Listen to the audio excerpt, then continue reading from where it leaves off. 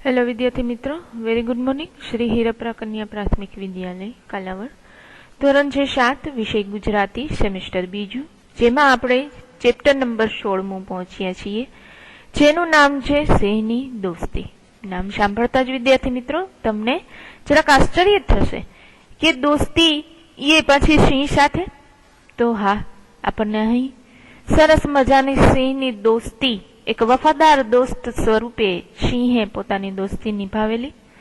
આપણે જાણીએ છીએ વિદ્યાર્થી મિત્રો, પ્રાણીઓ પશુઓ ઘણા બધા પોતાની વફાદારીની અંદર માહિર હોય છે। એવી જ રીતે અહીં એક માત્રાવાળા દરબારની સાથે સિંહની દોસ્તી એવી આપણને આ પાઠનો પ્રકાર એક લોકકથા સ્વરૂપે આપેલો છે, વાર્તા સ્વરૂપે, લોકકથા સ્વરૂપે અહીં આપેલો છે।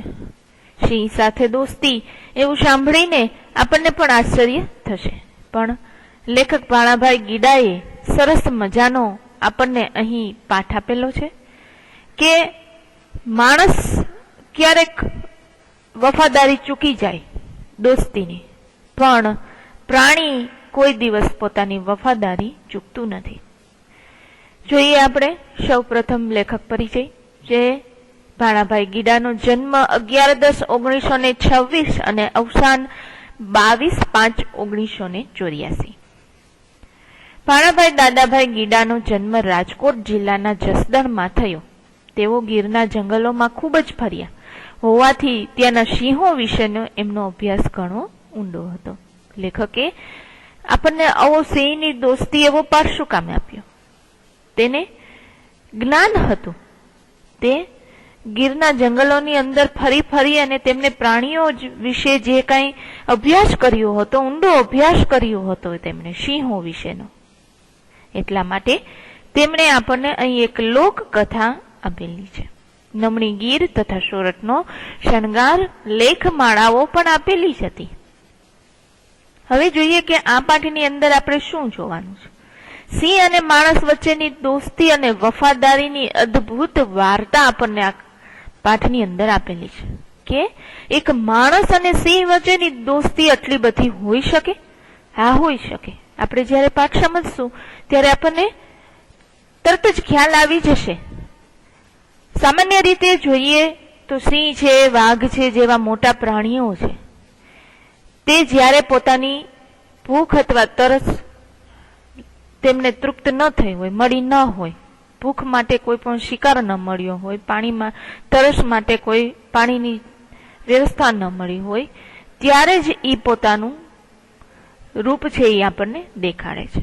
જ્યારે સિંહ છે, કોઈ પણ મોટા પ્રાણીઓ જોઈએ આપણે તો સિંહ જ્યારે ભરપેટ શિકાર કરેલો, તેનું પેટ ભરેલું, શાંતિથી સૂયેલો હશે તો કોઈ દિવસ આપણને હેરાન કરશે નહીં, પણ જો તે કદાચ ભૂખ્યો હશે, ભટકી ગયેલો હશે તો આપણને હેરાન કરશે જ। આ એક પ્રાણીઓની ખાસિયત હોય છે। અહીં આપણને લોકભાષાનો સચોટ અને સબળ એવો ઉપયોગ, અનુરૂપ વર્ણનો આ વાર્તાની અંદર ખૂબ જ જોમવારી બનાવે છે। સરસ મજાના સચોટ અને સબળ ઉપયોગ કરેલા છે વાક્યના, શબ્દોના, જે વાર્તાને ખૂબ જ જોમવારી બનાવે છે। પશુ પ્રત્યે પ્રેમ હોવો જોઈએ આપણે, એનું જે સંવેદનાનું ઉત્તમ ઉદાહરણ આ લોકકથામાં આપણને પૂરું પડે છે। પશુ પ્રત્યે આપણે પ્રેમ ભાવ રાખવો જોઈએ, તો એવું સરસ મજાનું ઉદાહરણ આ લોકકથામાં આપણને આપેલું છે। આપણે જોઈએ, વાર્તા સાંભળવી ખૂબ જ આપણને ગમતી હોઈએ છીએ, એટલે પાઠની શરૂઆત કરી સામાન્ય માહિતી આપીએ એટલે જલ્દી એમ થાય કે પાઠની અંદર શું હશે, જલ્દી વાંચી લઈએ। તો ચાલો આપણે શરૂઆત કરી દઈએ કે ગીરના જંગલને અડીને જૂનાગઢથી આશરે 25 ગાંવ એટલે કે 25 કિલોમીટર દૂર અને સાસણગીરથી આશરે લગભગ 6 ગાંવ જેટલું દૂર મોટી મોણપરી નામનું એક ગામ આવેલું છે। ગીરના જંગલને અડીને આપણે જાણીએ છીએ સાસણગીરના જંગલ વિશે, તેને અડીને અને જૂનાગઢથી આશરે પાછું 25 કિલોમીટર જેટલું દૂર અને સાસણગીરથી પાછું 6 કિલોમીટર દૂર મોટી મોણપરી નામનું એક ગામ આવેલું છે। ગામના પાદરમાંથી એક મોટી બધી નદી વહે છે। નદીના કાંઠે 2 મથાળા જેટલી ઊંચી ભેખડો છે. નદીના બંને કાંઠે બે બે માથા થાય એટલી ઊંચી ભેખડો આવેલી છે. ગામનું સરસ મજાનું આપણને રૂપણ આલેખ્યું છે કે કેવું ગામ છે એવું. તો કે બે બાજુ નદી વહે છે. ગામના પાદરમાંથી એક મોટી નદી વહે છે. નદીના કાંઠે બે મોટી ભેખડો આવેલી છે. ભેખડો એટલે ઊંડા ખાડાની ઊભી કોર, જેને કહેવાય ભેખડ. નદીના વાંસઝાડ પાણીમાં મગર શેલારા માળે છે. નદીના વાંસ જેટલા ઊંડું પાણી, વાંસઝાડ પાણી એટલે કે વાંસનું ઝાડ કેટલું ઊંડું હોય એવું પાણી હોય છે નદીનું, અને એમાં મગર છે ઈ શેલારા મારે છે. હવે જોઈએ તેમાં મગર આમથી આમ આટા મારી રહી છે. સોરઠના સીમાડે આવેલા મોરપરી ગામે માત્રાવાળા નામે એક દરબાર રહે. નદીના કાંઠે માત્રાવાળાની સોનાના કટકા જેવી જમીન આવેલી છે. સોરઠના સીમાડે આવેલું આ ગામ છે, જેમાં માત્રાવાળા નામનો એક દરબાર વ્યક્તિ રહેતો હતો, અને તે માત્રાવાળાની સોનાના કટકા જેવી એટલે કે મૂલ્યવાન એવી જમીન ત્યાં હતી, કે જે ખેતર કરે તેવી જમીન તેની એકદમ મૂલ્યવાન, સોનાના કટકા જેવી એટલે ખૂબ જ મૂલ્યવાન જમીન હતી. ચોમાસું પૂરું થઈ ગયું છે, જોઈને આંખો ઠરે તેવો મોલ ખેતરમાં ઊભો છે. આપણે જાણીએ છીએ સામાન્ય રીતે કે ચોમાસું જાય એટલે ખેતર અને નદીઓ મંડે છે હિલોરા લેવા. નદીઓમાં નવા નીર આવે છે અને ખેતરોમાં નવા પાક આવે છે, જેને જોઈ અને આપણું આખું ઠરે છે. લોકો લણણીના કામે લાગી ગયા છે. ચોમાસું જશે, મોલ નવો તૈયાર થશે એટલે લોકો તેને કણસવાની, કાપવાની ક્રિયા એટલે કે લણણી ની ક્રિયામાં લાગી જશે. આવા એક દિવસે નમતા બપોરે દરબાર માત્રાવાળા ખાટલો ઢાળી અને ખેતરમાં બેઠા હતા. આવા જ દિવસોમાં એક દિવસ માત્રાવાળા દરબાર છે એ જયારે ભર બપોરે, નમતા બપોરે એટલે કે લગભગ 12 વાગે માત્રાવાળા દરબાર છે એ ખાટલો ધારીને બેઠા હતા. કુદરતે છોટે હાથે વેરેલી સુંદરતાને દરબાર આંખો ભરીને પી રહ્યા હતા. કુદરતે સરસ મજાની છૂટે હાથે સુંદરતા પાથરી છે ખેતરોની અંદર. એ બધું જોઈ અને દરબાર શાંતિથી ત્યાં ખાટલા ઉપર બેઠા હતા. એકાએક જ દરબારની નજર છે એ નદીના ગુના પર પડી. એકાએક દરબારની નજર છે એ ગુનો એટલે કે ઊંડા પાણીની જગ્યા ત્યાં પડી નજર. સામેથી સિંહ અને સિંહણનું બેલાડ ચાલ્યું આવતું હતું. બેલાડ એટલે કે જોડું ચાલ્યું આવતું હતું, સિંહ અને સિંહણનું. બે પરવાઈથી ચાલી આવતા આ રાજા અને રાણીને દરબાર જોઈ રહ્યા હતા. ખૂબ જ વટથી અને બે પરવાઈ, કોઈની પરવા વગર આ રાજા અને રાણી એટલે કે આ સિંહ અને સિંહણ બે ચાલી આવતા હતા, જેને દરબાર જોઈ રહ્યા હતા. સિંહ અને સિંહણ છે એ પાણી પીવા માટે ઉતર્યા. ક્યાં? તો કે ગુનામાં, જ્યાં ઊંડા પાણીની જગ્યા હતી ત્યાં. પણ ત્યાં તો ઓચિંતો પાણીમાં ખળભળાટ થયો. ત્યાં ઓચિંતો એકદમ પાણીની અંદર અવાજ આવ્યો. એક પ્રચંડ ગાય મગર નદીના છીછરા પાણીમાં આવ્યું અને સિંહણને પૂંછડીનો ફટકો મારી અને ઊંડા પાણીમાં ખેંચવા લાગ્યો. ત્યાં તો મોટી બધી પ્રચંડ ગાય એટલે કે મોટી બધી મગર છે એ નદીનું જે છીછરું પાણી હતું ત્યાં આવી, જ્યાં સિંહણ અને સિંહ પાણી પીતા હતા ત્યાં આવી, અને સિંહણને મગરે પોતાની પૂંછડીનો ફટકો મારી અને ઊંડા પાણીમાં ખેંચતો ગયો. સિંહણ કાળના પંજામાંથી પોતાની જાતને છોડાવવા માટે ખૂબ જ મથામણ કરતી હતી, પણ એની કારી ફાવી નહીં, એટલે કે તે બચી ન શકી. પોતાની જાતને બચાવવા માટે ખૂબ જ પ્રયત્ન કરતી હતી, કારણ કે મગરના પકડમાં જો કોઈ આવી જાય, પ્રાણી હોય, પશુ હોય કે પછી માણસ હોય, ઘડીકમાં નીકળી શકે નહીં. એવી રીતે સિંહણ હવે મગરના પંજામાં આવી ગઈ છે. પોતાની જાતને બચાવવાની ઘણી કોશિશ કરે છે પણ બચી શકતી નથી. મગર છે એ સિંહણને પાણીમાં ખેંચી ગયો. સિંહ પોતાની રાણીને એટલે કે સિંહણને બચાવવા માટે થોડે દૂર પાછળ ગયો, પણ કાંઈ હાથમાં આવ્યું નહીં. પોતાની રાણી એટલે કે સિંહણને બચાવવા માટે પાણીની અંદર છેક પાછળ પાછળ જાય છે, પણ જંગલનો રાજા પાછો લાચાર બની અને પાણીમાં પાછો આવી ગયો.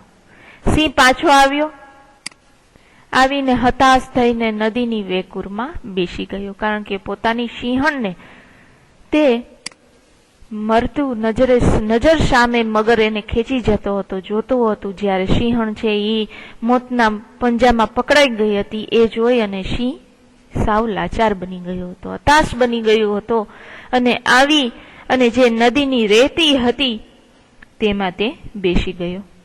એના મોઢા પરની વેદના દૂરથી એ વર્તાઈ આવતી હતી. આ તો પ્રાણી છે વિદ્યાર્થી મિત્રો. આપણે જ્યારે મનુષ્ય છીએ તો આપણી નિકટનું કોઈ એવું અંગત વ્યક્તિ જ્યારે આવા મોતના મોંમાં હોય તો આપણે પણ અસ્ત વ્યસ્ત થઈ જાય છીએ, હતાશ થઈ જાય છીએ, લાચાર થઈ જાય છીએ. આપણે મનુષ્ય છીએ એટલા માટે આપણામાં એટલી સભાનતા ભગવાને આપેલી છે, જ્યારે પ્રાણીને પણ એટલી જ સમાનતા સભાનતા આપેલી છે કે જ્યારે તે પોતાના જીવનનું અંગત માણસ જ્યારે પોતે ગુમાવે છે તો તેની વેદના છે એ પોતાના મોઢા ઉપર જણાઈ આવે છે. દરબાર ક્યારનો આ દ્રશ્ય જોઈ રહ્યા હતા. સિંહ હવે શું કરશે એ જોવા અને જાણવાની એમની ઈચ્છા હતી કે હવે સિંહ શું કરશે. એમણે એમના માણસોને કહ્યું, તમારે સૌ જાઓ. જે માણસો માત્રાવાળા દરબારના ખેતરમાં લણણીનું કામ કરી રહ્યા હતા એમને તે કહે છે કે તમારે જાઓ, સિંહણના મોતનું વેર સિંહ કેવી રીતે વારે છે ને એ મારે જોવું છે. મારા માટે વારું એટલે કે જમવાનું પણ અહીં જ લેતા આવજો. માત્રાવાળા દરબારને હવે જિજ્ઞાસા થઈ જાણવાની કે હવે આ સિંહ કેવી રીતે પોતાનો બદલો વારશે. સિંહ નદીનો કાંઠો છોડી અને ક્યાંય ગયો જ નહીં, નદીના કાંઠે જ બેઠો રહ્યો રાત ને દિવસ. રાત આખી નદીના ખળ ખળ વહેતા પાણી સામે એને શૂન મૂન બનીને બેસી રહ્યો. સિંહ ત્યાંથી હલ્યો નહીં.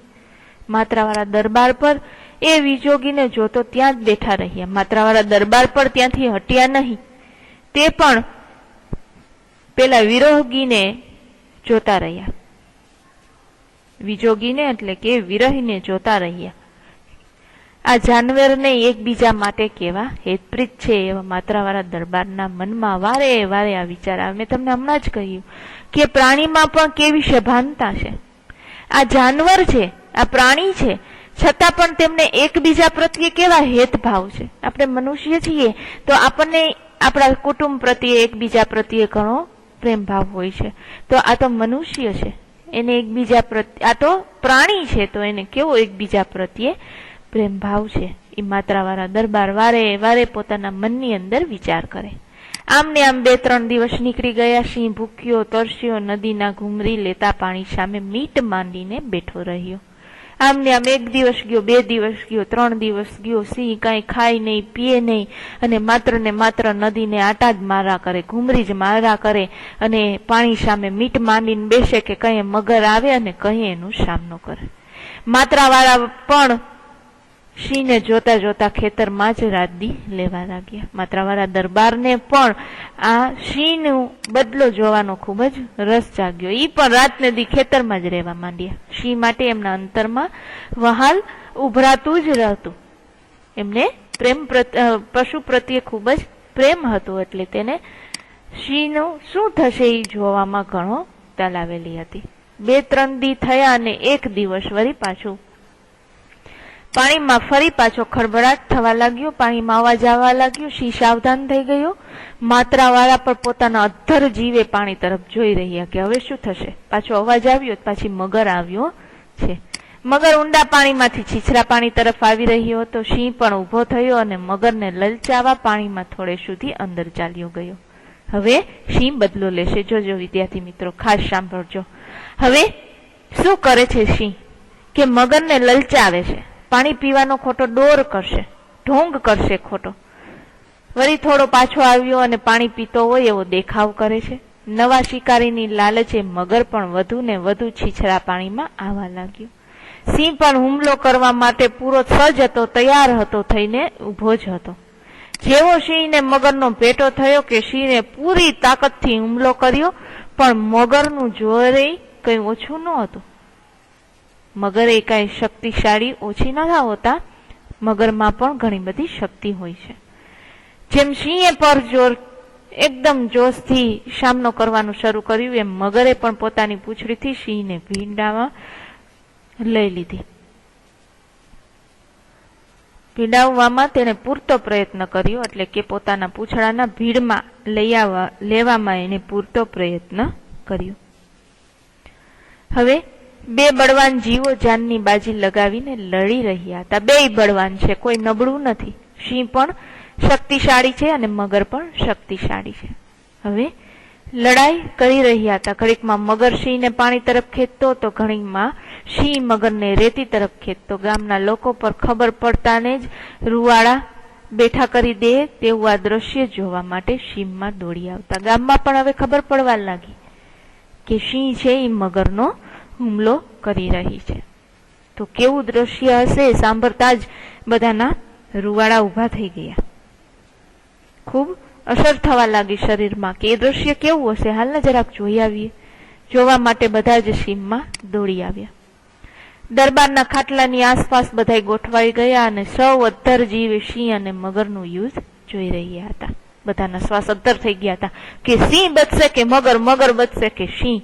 તો આ દ્રશ્ય જોવા માટે બધા જ માત્રાવાળા દરબારની ખાટલાની આસપાસ ગોઠવાઈ ગયા. આશરે 1 કલાક સુધી આ યુદ્ધ ચાલ્યું. જીવ સટોસટનો જંગ, એટલે કે જીવન અને મરણ વચ્ચેનો જંગ 1 કલાક ચાલ્યો. આખરે સિંહ જીતી ગયો. મગરને મારી અને તેમણે સિંહણના મોતનો બદલો લીધો. પ્રાણીઓમાં પણ બદલાની ભાવના જોવા જડે છે.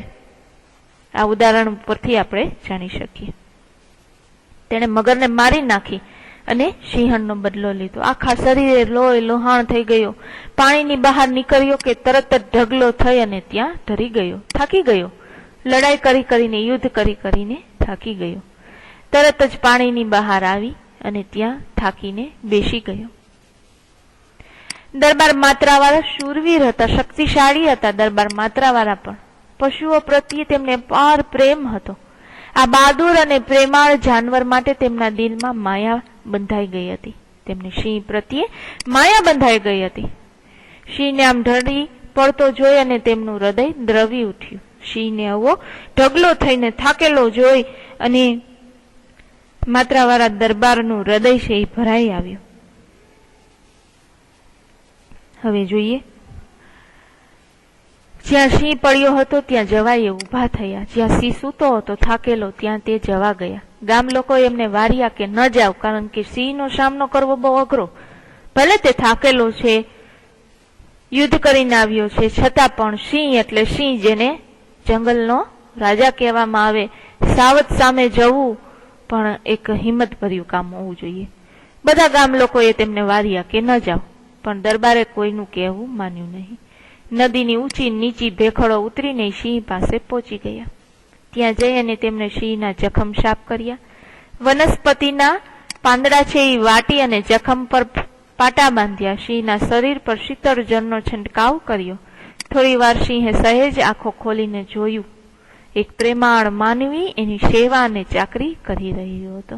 પ્રાણીઓને પણ એટલી ભાન હોય છે કે આ વ્યક્તિ આપણને હેરાન કરે છે, લલચાવે છે કે પ્રેમ કરે છે કે આપણી મદદ કરે છે.